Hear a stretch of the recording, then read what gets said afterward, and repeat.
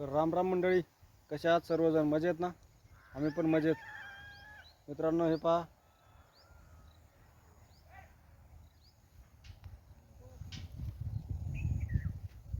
पावसाचं वातावरण आज तरी नाही आहे.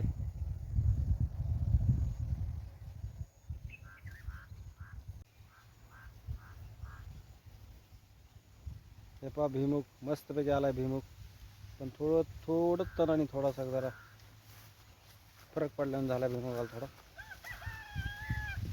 काय प्रॉब्लेम नाही, एकदम मस्त भिमुख आहे.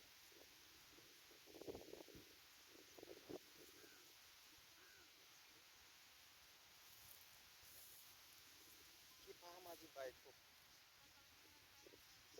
हाय कर.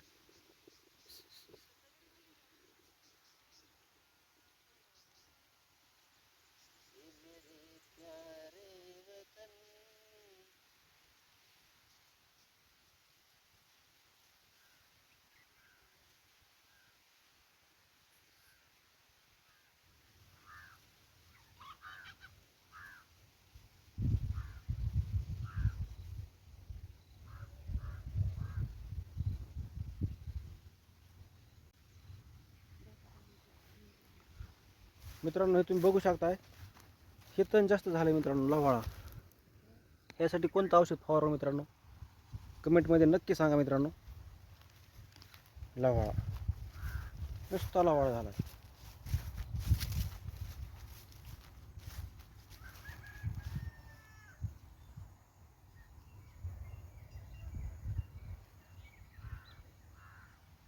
मित्रांनो, तुम्ही म्हणताना सारखे तेच व्हिडिओ टाकतो, असं काही नाही मित्रांनो. सध्या थोडं उन्हाळी दिवस असल्यामुळे हिरवं पारवं ह्याच ठिकाणी आहे. व्यापारी शेठ झाला, धंदा करणारा उद्योजक झाला, नोकरी करणारा साहेब झाला, आणि उन्हातानात राबून जगाचा पोशिंदा हा 31 मार्चला थगबगीतर झाला मित्रांनो. ही आजची सगळ्यात मोठी वस्तुस्थिती मित्रांनो शेतकऱ्याची.